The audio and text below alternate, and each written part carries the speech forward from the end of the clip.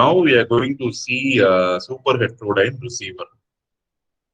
This super heterodyne receiver, so it is the very basic receiver. This is the receiver which you study in your undergraduate, the first receiver which you study in undergraduate. So super heterodyne receiver it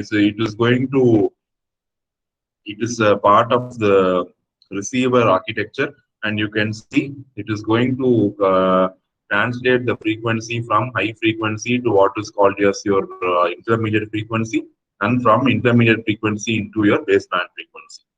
And this super receiver is also working at a high frequency. It is working at the second ISM band, what we are studying. See here, 5.825 to 5.845 gigahertz. And what all blocks your super heterodyne receiver has, you see all the elements are in cascade. Cascade means it is connected one after the other. So if one element is not working in the super heterodyne receiver, the entire structure will fail because all the elements are in cascade. Same thing will be available in your satellite also.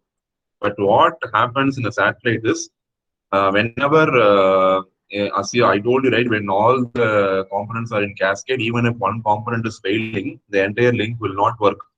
Because when open circuit happens, the current cannot flow, right? So signal flow does not happen from the antenna to this antenna to the final endpoint of your receiver. So you have two things in parallel inside a satellite. Inside a satellite, you have two receivers in parallel. Whenever this receiver is not working, the satellite will automatically switch to the receiver below. Once this is again repaired and properly working, the satellite will switch again to this set of the receiver. So you have two receivers in parallel inside a satellite to ensure that in case if one of the receivers is going to fail, the satellite will not stop working. It will work with the other receiver. So you have an antenna which is having a gain of 14 dB. You have a switch which has a loss of 1.3 dB.